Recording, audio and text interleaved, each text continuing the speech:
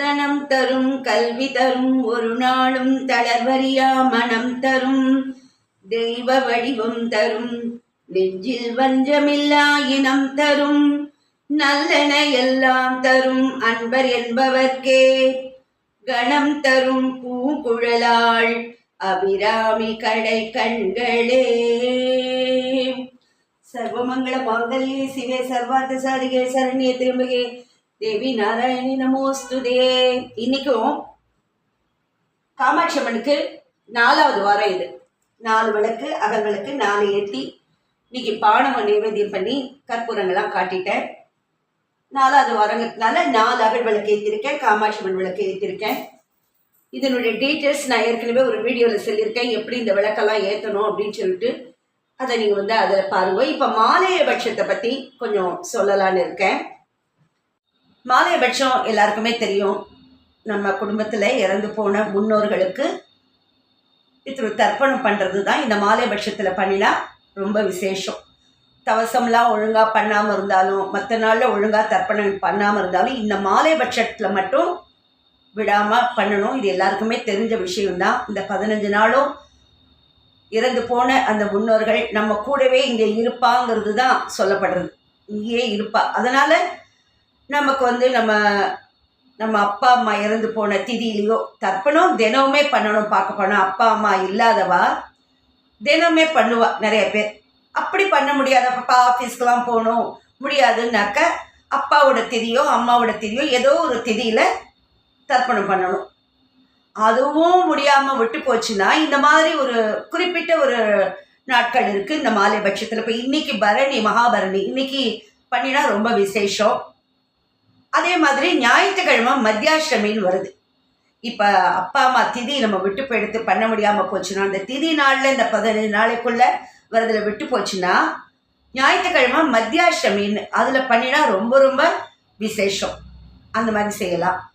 அதுக்கப்புறம் திங்கக்கிழமை அது ஒரு முக்கியமான திதி.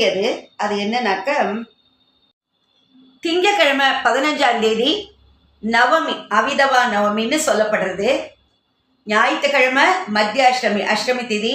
அன்னைக்கு தர்ப்பணம் பண்ணினா ரொம்ப விசேஷம்னு சொன்னேன். ஏன்னா இப்போ அவாவா அப்பா அம்மா திதியில் பண்ண முடியாமல் ஒர்க்கிங் டேஸில் விட்டு போயிடுதுன்னா ஞாயிற்றுக்கிழமை லீவு நாளாக போச்சு, அன்னைக்கு நம்ம தர்ப்பணம் பண்ணலாம். மத்தியாஷ்டமி ரொம்ப விசேஷம். இந்த 15ஆம் தேதி அபிதவா நவமி என்ன விசேஷம்னா, சுமங்கலிகளுக்கு, அதாவது சுமங்கலிகள் நம்ம குடும்பத்தில் யாராவது இறந்து போயிருந்தா அவளை நினைச்சிருந்து ஒரு சுமங்கலியை கூப்பிட்டு அவளுக்கு ஒரு புடவை வச்சு கொடுத்து சாப்பாடு போட்டு வெத்தலை பாக்கு பழம் தேங்காய் எல்லாம் வச்சு ஒரு புடவையை வச்சு கொடுத்து அது மாதிரி அவளை நினைச்சிருந்து அன்னைக்கு அதை பண்ணினாக்க ரொம்ப விசேஷம். ரொம்ப விசேஷமான நாள். நம்ம குடும்பத்தில் யாராவது சுமங்கலியாக போயிருந்தேன். இப்போ என்னுடைய மாமியார் சுமங்கலியாக போனதுனால நான் இதை கொஞ்சம் வருஷமாக இதை நான் இந்த திதியில் பண்ணி வந்துட்டுருக்கேன். யாரையா ஒருத்தரை கூப்பிட்டு ஒரு சுமங்கலியை கூப்பிட்டு சாப்பாடு. இப்போ முடியாதவா என்ன பண்ணுறதுன்னு கேட்டால் ஏதோ பக்கத்தில் இருக்கிறவளை கூப்பிட்டு ஒரு ரவிக்கு துணியை முடிஞ்சாலாவது வச்சு கொடுக்கலாம். ஒன்றும் பிரச்சனை இல்லை. இது நிறைய பேருக்கு இது தெரியல. ஏன்னா நவராத்திரியில் நம்ம கூப்பிட்டு சாப்பாடு போட்டு வெத்தலை பாக்கு கொடுக்கறது அது வேற. இது மாலையபட்சத்தில் இந்த ஒரு திதி அபிதவா நவமின்னு சொல்லப்படுற இந்த திதியில் இந்த மாதிரி சுமங்கலிகள் போயிருந்தாக்கா அவளை நினச்சிட்டு அவளுக்கு இந்த மாதிரி ஒருத்தர் கூப்பிட்டு சாப்பாடு போட்டு புடவை வச்சு கொடுத்து ரவிக்கு துணி வச்சு கொடுத்து எல்லாம் கொடுத்தா ரொம்ப விசேஷம். நிறைய பேருக்கு தெரியாதுங்கிறதுனால இந்த இன்ஃபர்மேஷன் முடிஞ்சவா செய்யுங்கோ. முடியாதவாளை அதை பற்றி ஒன்றும் பிரச்சனை இல்லை. முடியும் போது பழிச்சு கிடந்தா அடுத்த வருஷம் கூட பார்த்துக்கலாம். அதுக்கப்புறம் அமாவாசை எல்லாம் தெரியும். இந்த 15 நாளுமே தினமே முடிஞ்சால் தர்ப்பணம் பண்ணணும். முடியாதவா 16 நாளுமே பண்ணணும். முடியாதவா இந்த மாதிரி முக்கியமான திதிகளில் மத்தியாஷ்டமி நான் சொன்ன மாதிரி இன்னைக்கு பரணி இன்னைக்கு கூட ரொம்ப விசேஷம். இந்த மாதிரி முக்கியமான திதிகளில் பண்ணணும். இதுதான் மாலைபட்சத்தில் தினம் தர்ப்பணம் பண்ணுறவா 16 நாள் தர்ப்பணம் பண்ணணும்னு சொல்லுவாள். அமாவாசைக்கு மறுநாளோட தான் தர்ப்பணம் பண்ணி முடிப்பா. அப்புறம் இந்த மாலையபட்சத்தை பற்றி அது தொடர்பாக ஒரு சின்ன கதை ஒன்று சொல்கிறேன். இக்ஷ்வாகு சக்கரவர்த்தின்னு அவர் தன்னோட மகன் விருட்சியை அழைக்கிறார். ஒரு நாள் கூப்பிட்டு சொல்கிற, தன்னோட தந்தைக்கு செய்ய வேண்டிய பித்ரு காரியம் நாளைக்கு வரதுனால அதற்கான தானியங்கள் திரவியங்களை சேகரித்து வருமாறு சொல்கிறார். அரண்மனையில் தானியங்களுக்கு பஞ்சமா என்ன? அப்படி கிடையாது. யாரோ ஒருத்தர் மூலமாக பெறுவதை விட தாத்தாவுக்கு பேரன் கொண்டு வரட்டும்னு அந்த ராஜா தன் பிள்ளைய அனுப்புறார். அப்பாவோட சொல்லுக்கு கட்டுப்பட்டு அந்த விகுக்ஷியும் பக்கத்தில் உள்ள ஒரு நகரத்திற்கு போய் தானியங்கள்லாம் சேகரிச்சுட்டு திரும்பி வர வழியில் நல்ல பகல் நேரம், அவனுக்கு பசி ஏற்பட்டு விடுறது. அதனால கூடையில் கொண்டு வந்திருந்த அந்த தானியங்களில் கொஞ்சம் எடுத்து வாயில் போட்டு சாப்பிட்டு விடுறான். இந்த இதுக்காக பித்ருக்காரியங்களுக்காக கொண்டு வர தானியங்கள்லேருந்து கொஞ்சம் எடுத்து சாப்பிட்டுட்டு அரண்மனைக்கு வந்து சேர்றான். அடுத்த நாள் காத்தால வசிஷ்டர் புரோகிதராக வந்து பித்ரு காரியத்தை தொடங்குறார். தொடங்கின அந்த முதல் நொடியிலேயே சொல்லிடுறார் வசிஷ்டர், இங்க இருக்கிற பதார்த்தங்கள் உச்சிஷ்டமாகி விட்டிருக்கின்றன. அதாவது எச்சல் பட்டிருக்கு. உச்சிஷ்டம்னா சாப்பிட்ட மிச்சம். எச்சல் பட்டிருக்கின்றன அதன் பொருள் அது அப்படின்னு சொல்லிடுறார். அதனால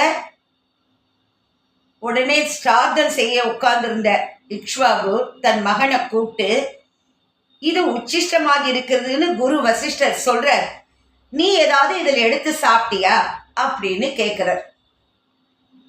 அடுத்த நொடியே தன் மகன்னு கூட இதை அவன் ஒத்துண்டுறான். வேற வழி சாப்பிட்டுட்டேன்னு ஒத்துண்டுறான். அதனால அடுத்த நொடியே தன் மகன் கூட பார்க்கல, நாடு கடத்திடுறான். நீ காட்டிலேயே தான் வாழணும் அப்படின்னு சொல்லி அனுப்பிடுறான்.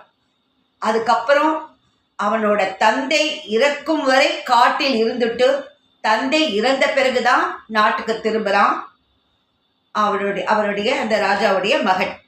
அதனால் இந்த கதையில் என்ன தெரிகிறதுனா, அவ்வளோ அப்பேற்பட்ட ராஜா தன் மகன் இப்படி தப்பு பண்ணிட்டான்னு காட்டுக்கு அனுப்பிச்சிடுறான்னா அப்போ எப்படி பித்ரு காரியம்னா எவ்வளோ ஒரு முக்கியங்கிறத உணர்த்துறது இந்த கதை. பித்ரு காரியங்கள் செய்யும்போது எவ்வளோ கவனமாக இருக்கணுங்கிறதுக்கு ஒரு உதாரணம் இது. அதே மாதிரி நம்ம சில சமயத்தில் இந்த மாதிரி தவசம் இந்த மாதிரி தர்ப்பணம்லாம் பண்ணுற நாள் எல்லாம் நாம் ஏதாவது வேற எந்த விஷயங்களுமே பேசக்கூடாது, தேவையில்லாமல் சண்டையெல்லாம் போடக்கூடாது. அப்புறம் ஸ்ரத்தை இல்லாமல், ஸ்ராத்தம்னாலே ஸ்ரத்தையாக செய்யணும்னா பொருள். ஸ்ரத்தை இல்லாமல் கட கட கட ஐயோ முடிக்கணுமேன்னு செய்யக்கூடாது. நிதானமாக அதனுடைய அந்த கர்த்தா வந்து அவர் யார் பண்ணுறாரோ அவர் மந்திரங்களை உள்வாங்கிட்டு சொல்கிற மாதிரி உள்ளே வந்து லேடிஸ் சமைக்கிறவா ரொம்ப ஸ்ரத்தையாக சமைச்சு அந்த பிராமணாளுக்கு சாப்பாடு போட்டு தட்சிணை கொடுத்து அனுப்புகிற வரைக்கும் ரொம்ப பொறுப்பாக இருக்கணும். அதெல்லாம் தான் ஸ்ரார்த்தத்துக்கு ரொம்ப முக்கியம். இதெல்லாம் நம்ம சரியாக பண்ணலைன்னா பித்ரு சாபங்களுக்கு ஆளாயிடுவோங்கிறத நம்ம எப்போவுமே ஞாபகம் வச்சுக்கணும். பித்திருக்கள்லாம் ரொம்ப நம்மளுக்கு அருள் புரியணும், நம்மளுக்கு ஆசீர்வாதம் பண்ணணும் தான் அவள் காத்துட்டு இருப்பா. நாமளும் கொஞ்சம் ஸ்ரத்தையாக பண்ணணும் இல்லையா? நம்மளை பெற்று வளர்த்தவா, நம்மளுக்காக எவ்வளவோ தியாகங்கள்லாம் பண்ணி தான் அவள் வந்து நம்மளை ஆளாக்கியிருக்கா. அப்படி இருக்கும்போது வருஷத்தில் ஒரு நாள் வர இந்த ஸ்ராத்தத்தை நம்ம ஸ்ரத்தையாக பண்ணலாமே. அதே மாதிரி இந்த மாலைய தர்ப்பணத்தில் விடாமல் நம்ம பண்ணலாம் இல்லையா? இன்னும் அதில் ஒன்றும் பெரிய கஷ்டம் இல்லையே. இந்த 15 நாளுமே ரொம்ப நம்ம வேறு எந்த ஒரு முடிவும் இப்போ ஒரு கல்யாணம் பேசுகிறதோ இல்லை ஒரு வீடு புதுசாக வாங்கிறது கொள்வது நல்ல விஷயங்கள் எதுவுமே அதுக்கு ரொம்ப முக்கியத்துவம் கொடுக்கக்கூடாது. கல்யாண விஷயங்களாகட்டும் மற்ற விஷயங்களாகட்டும் இதில் வந்து நம்ம இறந்து போன அந்த முன்னோர்களை மட்டும்தான் நாம் நினைக்கணும்.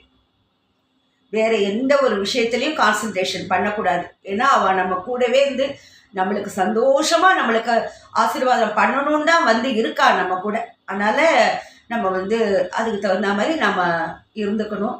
அதே மாதிரி வந்து சில பேர்லாம் கேட்குறா, கோலம் போடலாமா வாசலில் சுவாமிகிட்ட போடலாமான்னா, தர்ப்பணம் டெய்லி பண்ணுறான்னாக்கா அப்போ நம்ம வந்து வாசலில் கோலம் போட வேண்டாம். தர்ப்பணம் பண்ணி முடித்த பிறகு கோலம் போட்டுக்கலாம். அதே மாதிரி சுவாமிகிட்டையும் தர்ப்பணம் தினம் பண்ணதாக இருந்தால் பண்ணி முடிச்சுட்டு சுவாமிகிட்ட கோலம் போட்டு அப்புறம் நம்ம நைவேத்தியம் என்ன உண்டோ அதை நம்ம பண்ணலாம். அதனால் ஒன்றும் அது பெரிய விஷயம் இல்லை. இந்த மாலையை இந்த தர்ப்பணங்கள்லாம் அந்த 15 நாள் முடிஞ்சுதான் பாருங்க. முதல்ல பித்ரு காரியங்களை நம்ம பண்ணுறோம், பித்ருக்களை சந்தோஷப்படுத்துகிறோம். அதுக்கப்புறம் தான் நம்ம வந்து பகவானை அம்பாளை ஆராதிக்கிறோம். உடனே நவராத்திரி வருது. அதனால பித்ரு காரியங்களை நம்ம எப்போவுமே விடக்கூடாது. அது தவசமாகட்டும் தர்ப்பணமாகட்டும் விடாமல் பண்ணணும். அதுக்கப்புறம் நவராத்திரி பூஜையை பற்றி நான் அடுத்த வீடியோவில் சொல்கிறேன். ஓம் ஸ்ரீ மகாபெரிவா சரணம். நமஸ்காரம்.